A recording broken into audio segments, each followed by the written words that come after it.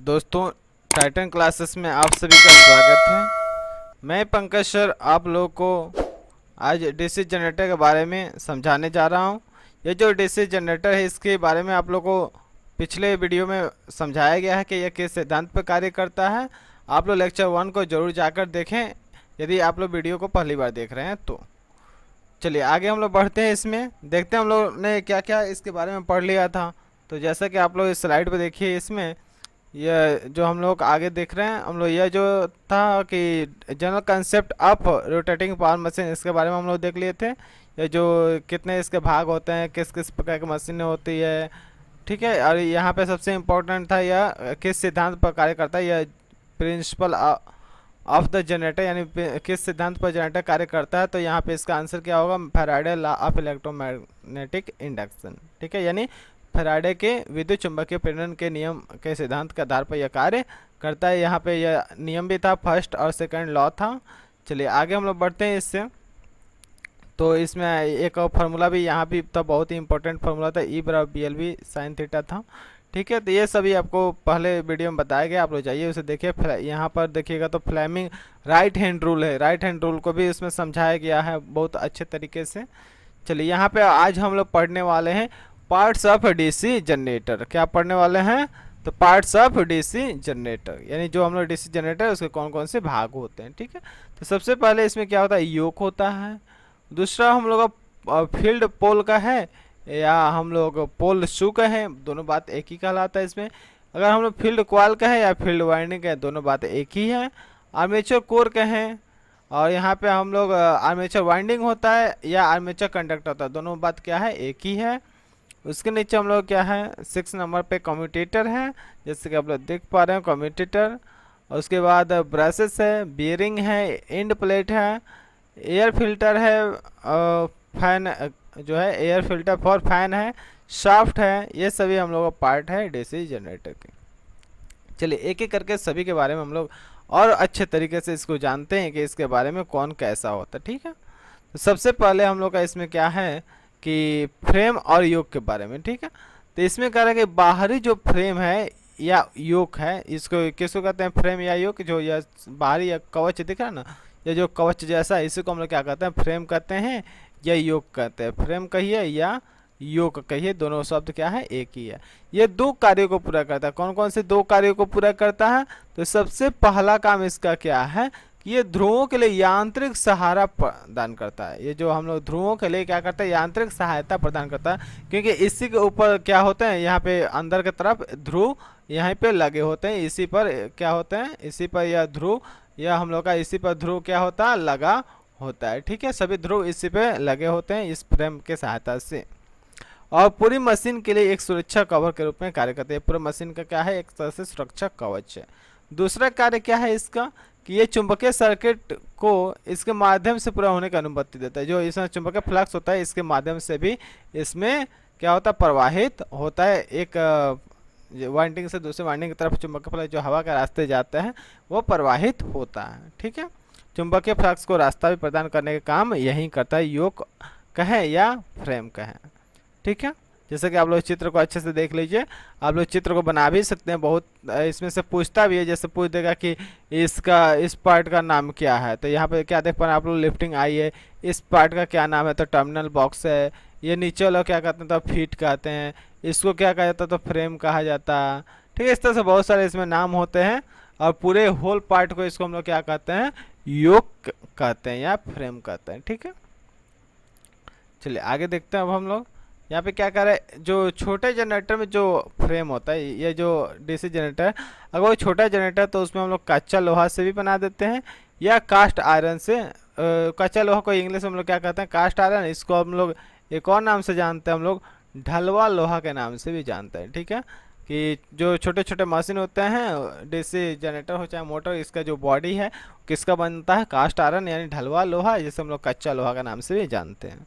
लेकिन बड़ी मशीनों में आमतौर पर यह रोल्ड स्टील की बनी होती है, यानी बड़ी मशीनों में यह स्टील का फ्रेम बना होता है। यह फ्रेम किस चीज़ से बना होता है, तो स्टील से बना होता है बड़े जनरेटरों में, ठीक है।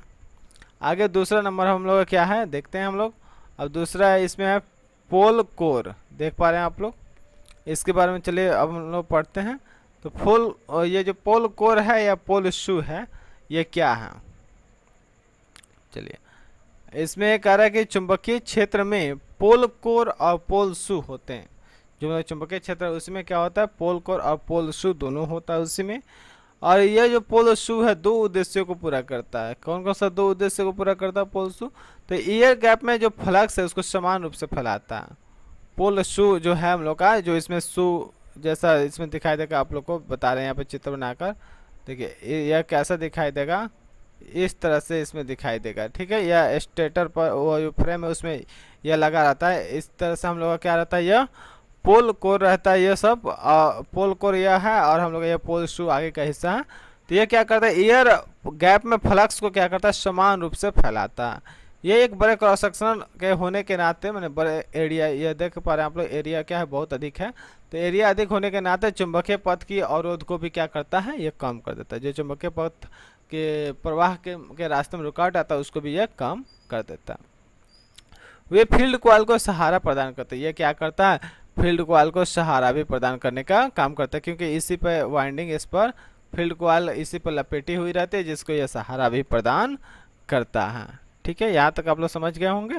चलिए आगे देखते हैं। यही है आप लोग का पोल कोर। चलिए यहाँ पे देखिए ध्यान से, यही आप लोग का क्या है, ये देखिए ये पोल कोर है और ये पोल शू है, दिख रहा है यह नीचे की तरफ, यह पोल शू है इसको, यह पोल कोर टोटल है हम लोग का, इसी को कहते हैं। ठीक है, तो चलिए आगे देखते हैं। There are two main types of pole construction. जो पोल कंस्ट्रक्शन है ये दो तरह का होता है। ये जो पोल बनावट है ना, ये दो तरह से होता है। कौन कौन? तो इसमें बता रहा है कि पोल कोर स्वयं कच्चा लोहा या कच्चा स्टील, यानी इसको ढलवा लोहा ही कहेंगे, मिला जुला कर इसको क्या कहेंगे, ढलवा लोहा का एक ठोस टुकड़ा हो सकता है, लेकिन पोल शू लेमिनेटेड होता है। देखिए ध्यान दीजिएगा यहाँ पर आप लोगों को ध्यान देना है। ऊपर रुके, ऊपर लेके जा रहे हैं इसको, ध्यान दीजिएगा आप लोग।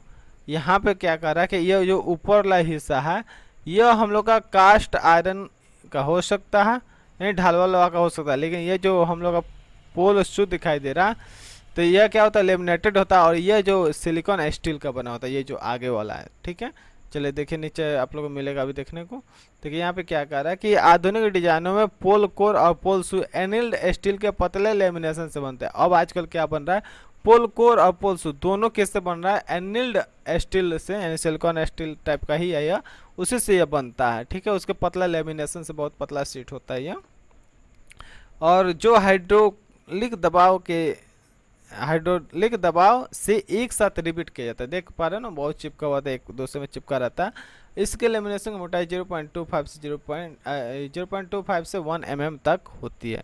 इसका जो लेमिनेशन है उसकी मोटाई 0.25 से 1 mm तक होती है। पतले पतले जो सीटें हैं इसकी मोटाई, और देखिए यहाँ पे रिपीट भी किया गया, देख पा रहा हो यहाँ पे रिपीट लिखा है ना, ये रिपीट भी इसको किया गया है। ठीक है, चलिए आगे देखते हैं अब हम लोग।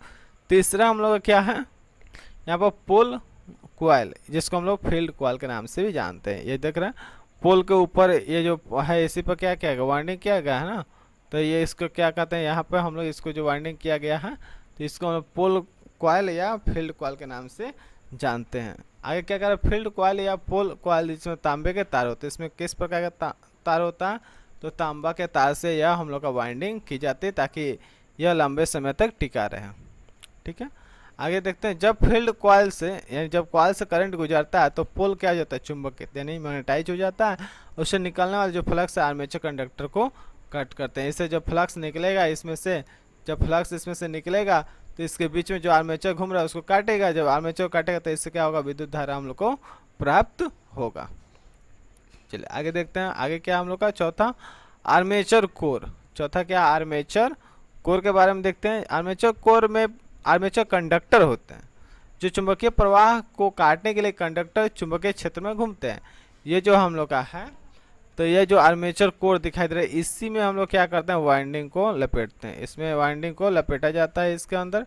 यह क्या करता है हम लोग का कि जब ये फील्ड के बीच में रखा जाता है इसको, जब फील्ड जो हम लोग का होता है जो फील्ड वाइंडिंग, जब इससे चुंबकीय क्षेत्र रेखाएं गुजरती है, बल रेखाएं गुजरती है, तो उसको ये कट करता है इसमें जो उपस्थित कंडक्टर है, जिससे इसमें विद्युत वाहक बल उत्पन्न होता है।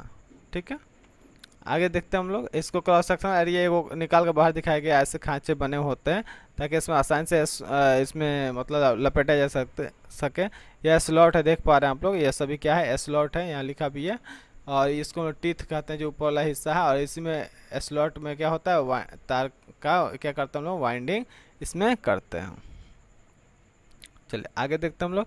आर्मेचर कोर बेलनाकार या ड्रम के आकार का होता है, वो जो देख रहे हैं आप लोग गोलाकार था आर्मेचर, लेकिन इसके लेमिनेशन की मोटाई 0.5 mm। तो इसका जो लेमिनेशन होता है वो कितना का होता है 0.5 mm का होता है।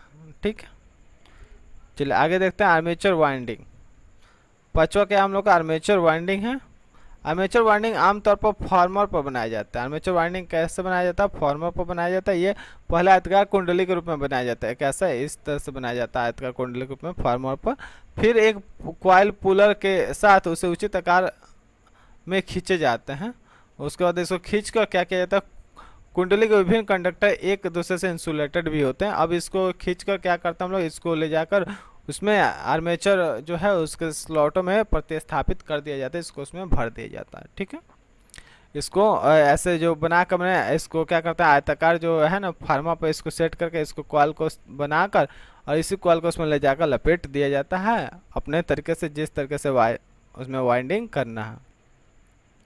अगला है हम लोग का छठवां कम्यूटेटर। तो देखिए कम्यूटेटर के बारे में क्या इसमें बता रहा है। कम्यूटेटर का कार्य आर्मेचर से करंट को संग्रह करना है। आर्मेचर क्या करता है कि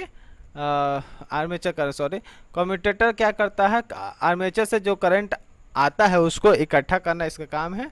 यह बाहरी लोड के लिए आर्मेचर कंडक्टर में प्रेरित एसी यानी प्रत्यावर्ती धारा को एक दिशात्मक धारा यानी डीसी में परिवर्तित करता है। ये जो इधर आर्मेचर था हम लोग का, आर्मेचर से जो भी विद्युत धारा आता है यह क्या करता है हम लोग का, यह कम्यूटेटर है जो पतला पतला लगे दिख रहा है, ये कम्यूटेटर है। ये क्या करता है, इस एसी सप्लाई को किस में कन्वर्ट कर देता है, डीसी सप्लाई में कन्वर्ट कर देता है यानी बदल देता है। इसका काम क्या है कम्यूटेटर का, तो ये एसी सप्लाई को डीसी में परिवर्तित करता है। ठीक है, आगे क्या है इसमें कि यह बेलनाकार रचना का होता है। देखिए पर बेलनाकार है, यहाँ पे देखिए ये क्या है, ये बेलनाकार ही तो है, यही है। ठीक है, यह आप लोग का कम्यूटेटर है। उच्च चालकता और कठोर खींचे गए तांबे के खंडों से बना होता है। यह हार्ड ड्रॉन कॉपर से बना होता है। यह कैसा कॉपर से बनाता है, हार्ड ड्रॉन कॉपर से बना होता है ये कम्यूटेटर। और ये खंड आभरक की पतली परतों के द्वारा इंसुलेटेड होते हैं। इसके बीच में ध्यान दीजिएगा, तो इसमें क्या है पतला पतला, इसमें क्या है खंड है यानी इंसुलेटेड होता है। जितना यह हम लोग का दिख रहा है यह हाइड्रोन कॉपर, ये सब के सब क्या इंसुलेटेड होता है। बीच में इसके क्या भरा रहता है, माइका का लेयर यानी आभरक भरा रहता है, इंसुलेटर के रूप में रहता है। चलिए आगे देखते हैं। खंडों की संख्या आर्मेचर कॉइल की संख्या के बराबर होती है। जो खंडों की संख्या होगी आर्मेचर कॉइल के संख्या, जितना अंदर आर्मेचर कॉइल होगा उतना उसमें सेगमेंट होंगे। आगे क्या है हम लोग ब्रशेस। अब देखते हैं हम ब्रश के बारे में। ये जो ब्रश है, जिन ब्रशों का कार्य कम्यूटेटर से धारा एकत्र करना, वे आमतौर पर कार्बन और ग्रेफाइट के बनने होते हैं। ये जो हम लोग ब्रश है दिख रहा है यहाँ पर, यह ब्रश है, तो या तो यह कार्बन का होगा या तो ग्रेफाइट का होगा। ठीक है, इसी दोनों का यह बनाया जाता है। और यह एक आयत के आकार में होता है, हमने आयताकार यह होता है, या तो इस प्रकार का दिख रहा है, चाहे यह हम लोग ऐसे भी हो सकता है। ठीक है, यह कार्बन या ग्रेफाइट का बना होता है। इसको हम लोग कम्यूटेटर से धारा को एकत्र करने के उपयोग में लाते हैं इसको। ठीक है, इसको ही उपयोग में क्यों लाते हैं, क्योंकि यह कॉपर की तुलना में क्या है मुलायम है, इसलिए ताकि कॉपर नहीं घिसे उसके लिए हम लोग कार्बन और ग्रेफाइट का उपयोग करते हैं। ताकि कॉपर का उपयोग करेंगे तो जल्दी घिसेगा और कम्यूटेटर खराब होगा। ठीक है, आगे देखते हैं। प्रति स्पिंडल ब्रश की संख्या जो है कम्यूटेटर पर एकत्रित किए गए करंट के परिमाण पर निर्भर करता है। ये जो हम लोग का स्पिंडल में ब्रशों की संख्या कितनी होनी चाहिए, तो कम्यूटेटर से कितनी मात्रा में मतलब करंट आ रहा है उसके ऊपर डिपेंड करता है। ठीक है, किसी किसी में 4 कार्बन ब्रश होते हैं तो किसी में 2 कार्बन ब्रश होता है। ठीक है, अलग अलग, तो उसमें करंट पर यह डिपेंड करता है। ठीक है, चलिए अगला देखते हैं हम लोग बियरिंग के बारे में। अब 8वां नंबर क्या है हम लोग का, बियरिंग है। विश्वसनीयता के कारण हाफ बियरिंग का प्रयोग किया जाता है। अब भारी कार्यों के लिए रोलर बियरिंग का प्रयोग किया जाता है। यह पे देख पा रहे आप लोग, हाफ बियरिंग यहाँ पे दिखाई दे रहा, और यहाँ पे रोलर बियरिंग। हाफ बियरिंग हम लोग बॉल बियरिंग के नाम से भी जानते हैं, ठीक है, बॉल बियरिंग के नाम से भी जानते हैं हम लोग। और यहाँ पे रोलर बियरिंग भी दिखाई देते हैं। ये भारी कार्यों के लिए रोलर है, ये नॉर्मल कार्यों के लिए बॉल बियरिंग का उपयोग हम लोग करते हैं। चलिए आगे, इंड प्लेट। इंड प्लेट में क्या है, बेरिंग को इंड प्लेट में रखा जाता है। बेरिंग को कहाँ रखते हैं, इसी इंड प्लेट में। देख रहे हैं ना, यहाँ पर खाचा बना हुआ है, इसी में कहाँ, इसी में क्या रहता है, बेरिंग इसी में रहता है, ठीक है। उसे योक में फिक्स किया जाता है। अब हम लोग क्या करेंगे, इसको पूरा इंड प्लेट को किसमें फिक्स कर देंगे, योक में फिक्स कर देंगे। यह घर्षण रहित रोटेशन के लिए आर्मेचर की मदद करता है, क्योंकि आर्मेचर इसी में ना आके बेरिंग में यहाँ पे लगा रहता है इसका शाफ्ट, तो इसको मैंने फ्रीली घूमने में यह सहायता करता है। और चुंबकीय क्षेत्र के ध्रुवों और आर्मेचर के बीच एयर गैप रखते हैं। जो चुंबकीय क्षेत्र होगा और ध्रुव है उसके बीच, चुंबकीय जो क्षेत्र का ध्रुव है और आर्मेचर है उसके बीच में एयर गैप को भी मेंटेन रखता है इंड प्लेट, ठीक है। आगे कूलिंग फैन। चलिए यहाँ पर कह रहा है कूलिंग फैन के बारे में क्या बता रहा है कि डीसी मशीन के शाफ्ट पर फिट किए गए कूलिंग फैन के माध्यम से ऊष्मा को समाप्त किया जाता है। यहाँ पे जैसे इंड प्लेट है ना, तो यहीं पर शाफ्ट थोड़ा सा बाहर निकल रहा था, और यहीं पर क्या लगा रहता है, यहाँ पे इसमें पंखा इसमें लगा रहता है। और ये पंखा क्या करता है, जब मशीन चलता है तो जो हीट होता है, हीट को ख़त्म करने के लिए यह हवा पर इसके ऊपर से, इसके बॉडी के ऊपर से हवा को प्रवाहित कराया जाता है, ताकि ये मशीन ठंडा रहे और इसका लाइफ अच्छा रहे। चलिए आज आप लोग क्या देखें, आप लोग जितने भी पार्ट्स ऑफ डीसी जनरेटर थे, यानी डीसी जनरेटर जितना पार्ट्स है सबके बारे में आप लोगों ने अध्ययन किया। और अब हम लोग नेक्स्ट क्लास में किसके बारे में पढ़ने वाले हैं, तो टाइप्स ऑफ डीसी जनरेटर, यानी अब ये जो डीसी जनरेटर ये कितने प्रकार के होते हैं इसके बारे में हम लोग नेक्स्ट वीडियो में देखेंगे। और इसके पीछे जितने भी वीडियो डीसी जनरेटर के इस पर उपलब्ध है आप लोग जाइए देखिए, और वीडियो पसंद आए तो लाइक कीजिए, शेयर कीजिए और सब्सक्राइब भी कीजिए, ताकि आने वाला जो वीडियो है आप तक जल्द पहुँचे। इसके लिए बेल आइकन होगा उसे भी दबाइए। तो मिलते हैं हम लोग नेक्स्ट क्लास में। आज के लिए थैंक यू।